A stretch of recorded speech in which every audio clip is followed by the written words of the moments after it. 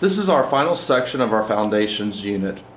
You will see with this a lot of things that we have had on various pass-fail quizzes the last 2 weeks. Things from the government basics, the clauses quiz, the foundations, vocabulary. So this one is actually one that I will be going pretty rapidly over because when preparing for the quizzes we had this. Alright, basic ideas that we have for government. There are 3 branches, and Article 1 tells the legislative, Article 2 tells the executive branch, Article 3 tells the judicial branch. Our legislative branch, when everything comes down to it, their job is to make laws. Notice how big that is. When you are writing on an AP exam, go to the simplest thing and work out. So their job is to make laws. Again, their rules are in Article 1 of Constitution. Historically, it is the most important. There is some argument today with that, whether or not if the executive or judicial branch maybe has more power. It is bicameral with the Senate and the House of Representatives, as we saw with the Great Compromise from the Virginia Plan.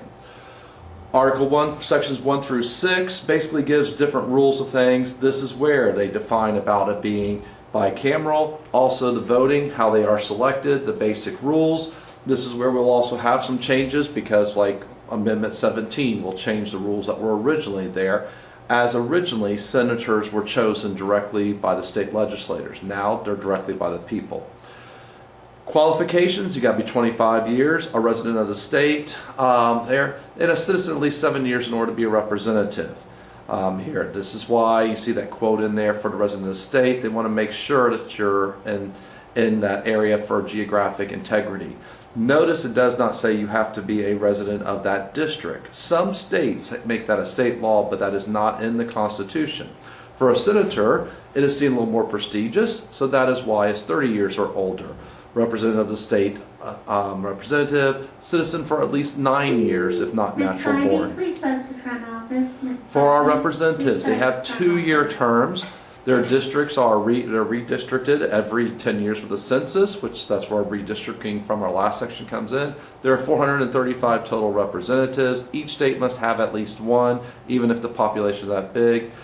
Florida currently has 27. It is predicted, though, that after this census, that we will have either 28 or 29. We are going to gain 1 or 2. Senators have 6-year terms. A third of them are elected every 2 years. There's 100 total senators, 2 from each state. Here's the big thing that's really important is there. Why is it set up to have only a third changed each session? This is where the term is continuous body. They want to make sure that we don't completely change over to Senate in one election. We can do that with representatives, but their idea is they're supposed to be looking more long-term. So again, like this election that's currently going on, we have 35 senators that are up for election. One of those is only to finish out the term, so there's actually 34 elections that are for the full 6-year terms.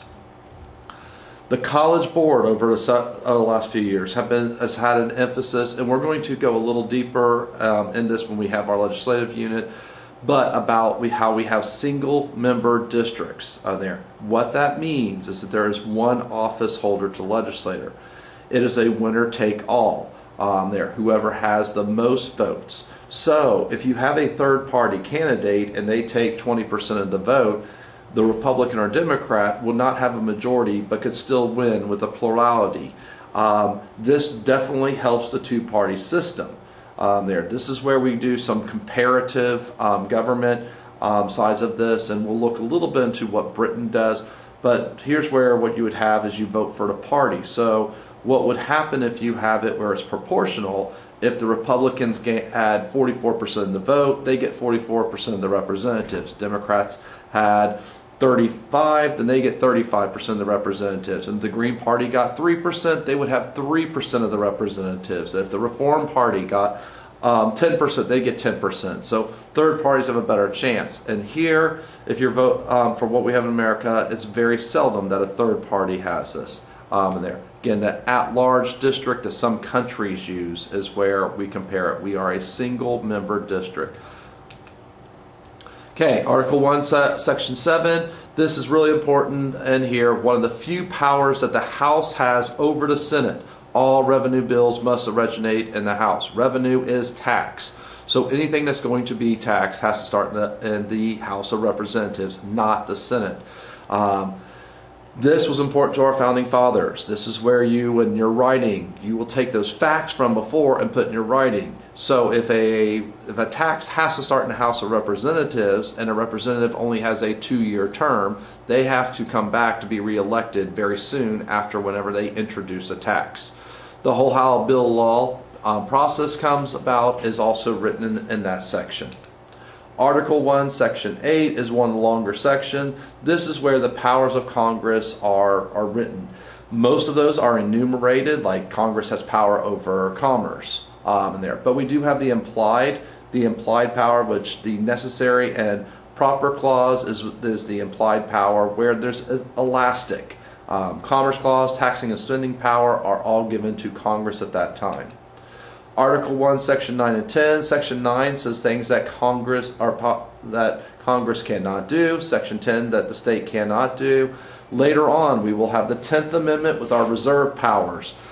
Here's where you have to know if a power is not given to the United States government and not forbidden to the states, it is supposed to be reserved. It does not list state powers directly. The reason why I want to make sure that you realize that is the College Board has had questions in the past that are that detailed there. It does not say what the state powers are, again, directly, but what Congress cannot do and what is not forbidden from the states. Why is Article 1 the longest of the Constitution? Okay. Half the Constitution's Article 1. Our founding fathers knew what they wanted to do with the legislative branch. We had the Articles of Confederation with the legislative branch, and our framers thought it was the most important.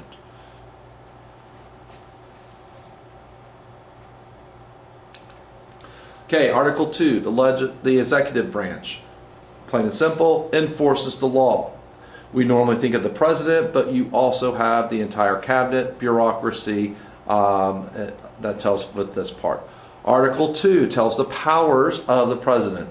The president is able to make treaties, but they must be approved by the Senate. The president is commander-in-chief, but the power to declare war is by Congress. The president has the power to appoint and remove, but Congress has to approve his appointment, or Senate must approve his appointment, whether it be to a cabinet or to judges there. The one imperial power the president has is a pardon and reprieves, which when we go into the executive branch deeper, we'll look into that more. The president also has the power to veto, but Congress can override this. Notice I have a lot of these buts.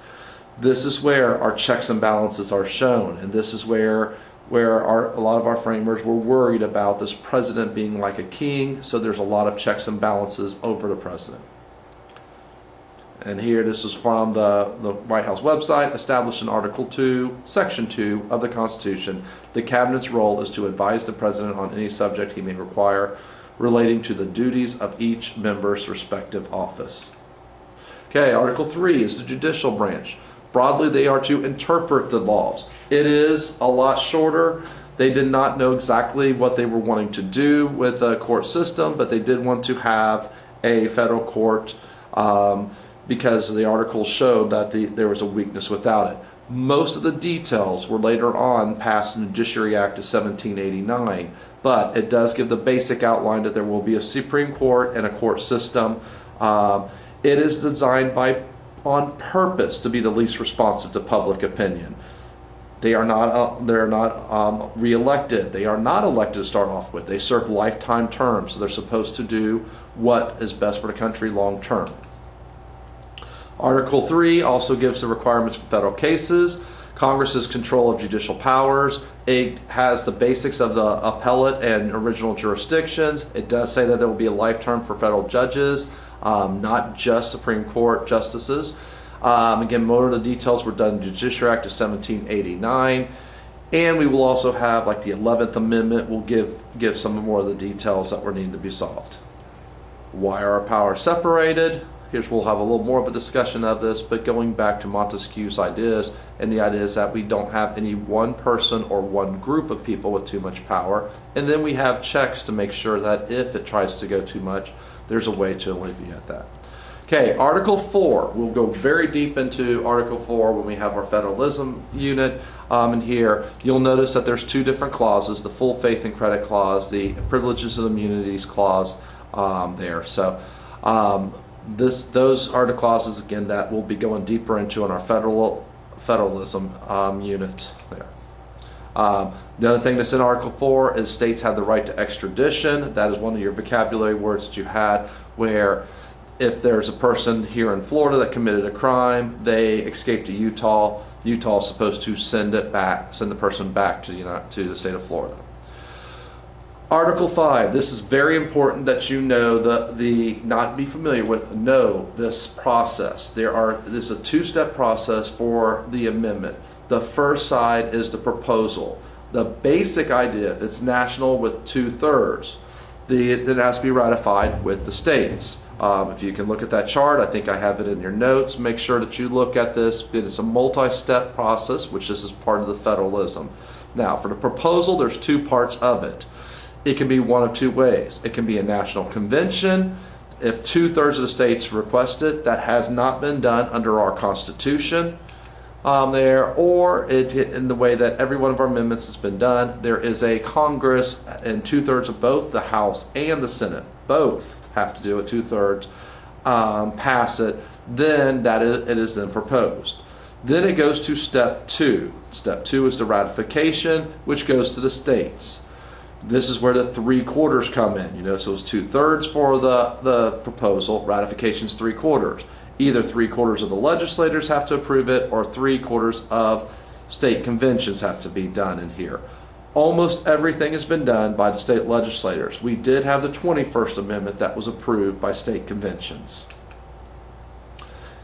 Okay, why have we not had a national convention for a proposal? Short answer for that is the last time we had anything like that was to redo the Articles of Confederation, and we ended up with a new government. So it'd be kind of scary if we did have it. Although there are some people, I know Sean Hannity has been calling for it, that we need to have some things to rewrite parts of our Constitution that way. The 21st Amendment, how is it different than all the others? You saw there that it was approved through the state conventions, not through the state legislators. It is the only one that did it. Also, it is the only one that nullifies a former amendment where the 21st says there is no longer the 18th. Why is this process so difficult? Here's the repeat theme. Our founding fathers wanted to make things slow. They wanted to make sure that we don't overreact.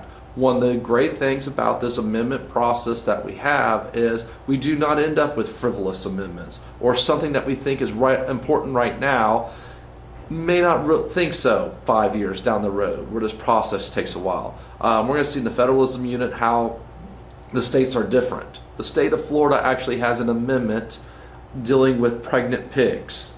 So is that really that important there?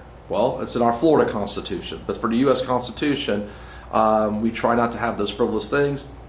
That's why after the Bill of Rights, we have only had 17 changes. Some recent issues that have had calls for an amendment in the last 20 years, we have had amendments calling for, or people that have called for there to be a proposal to have it to ban burning flags. We've had it for marriage. That has not been as recently, but as recently as 2004, between 2004 and 2008, a call that we have an amendment that marriage is only between a man and a woman to be added to the Constitution. So we've had calls to have for a balanced budget amendment to be added. None of those things have ever even gotten out of the House or the Senate on that level. Okay, Article 6. Very important, pretty straightforward. We have the Supremacy Clause, which says the United States is supreme. So whether it be laws, whether it be the courts, the U.S. government is supreme over the state. Florida is not supreme over the United States. It's the other way around here. Also, this is where it says there is to be no religious requirement for holding office. Article 7 was the ratification process. 9 of the 13 states had to approve. We had that in our last section. And then we have the Federalist and Anti-Federalist debate.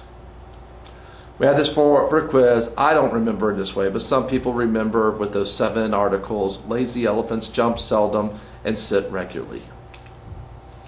Okay, the preamble.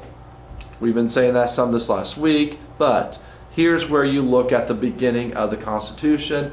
Think of it as the thesis statement. And we even went back in our first part when we looked at what are the reasons for government, and you see this in here. Establish justice, ensure domestic tranquility, provide for the common defense, promote the general welfare, secure the blessings of liberty. Again, this is what it was the purpose of the Constitution.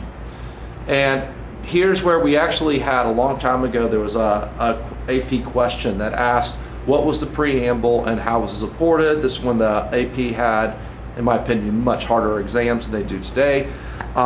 But this is where you had to cite things that were them supporting it. So the more perfect union, the idea that we have the stronger government, our first three articles, taxes, we may not like them, but we need that, and the federalism idea. Establish justice, articles 1 and 3, the limits on the government, checks and balances, later the Bill of Rights. Ensure domestic tranquility. This were some of the original rights that were written right into the Constitution, later the Bill of Rights. Provide for the common defense, Article 2 with the Commander-in-Chief, the idea that we have a military, the Second Amendment, treaty provisions that we have.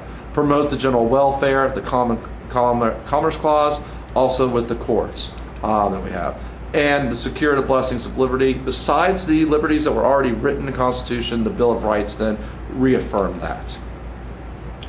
This last part, this is where some phrases, this is actually usually the very first section that we have with the regular government, but some of the concepts that we're going to go deeper into. First of all, the idea of separation of powers. Going back to Montesquieu, he said we need to separate the powers, not have any one group be too powerful. Now, usually you use that right together with checks and balances. Restricts to make sure that there is no one branch that is more powerful or part of one branch.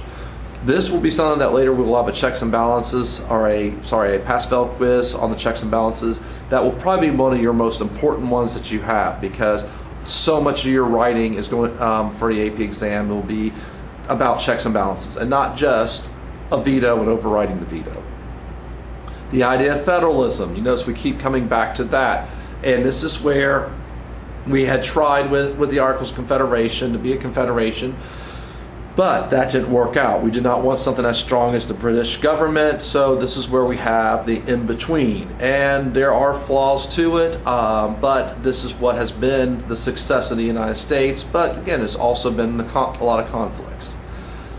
Our founding fathers, you will see place after place that we have things that are trying to limit government. You think about our Constitution. This is where they wanted to make sure that government could not restrict your freedoms, like freedom of speech, or right to have arms, or to have soldiers in there. So that idea that we wanted to have this, and government not overstepping his bounds, that was really important to most of our framers of the Constitution after what had happened with the British before. Popular sovereignty. Now, though some of you are in AP US History, you're suddenly thinking Kansas-Nebraska Act here, but that does give you a clue with this. Popular sovereignty, you think about voting there. And this is the concept that government is supposed to be responsive to the people, which the beginning of our Constitution, we the people. The idea that we have a republic and we have a representative government there. Beyond those principles, we also have a lot of ideals that from democracy that we hold true. The idea of our different freedoms and our liberties, the idea of equality, going back to the Declaration of Independence, and again, self-government, once again, kind of the we the people, that everything comes back to it, the idea of a social contract there. So notice here with this, a lot of the ideas we had in our first sections come here, and these ideas that are based upon it. A little different than the Magna Hats that you're used to. So just this guy, he just wanted to make America. Who is that fine looking fellow?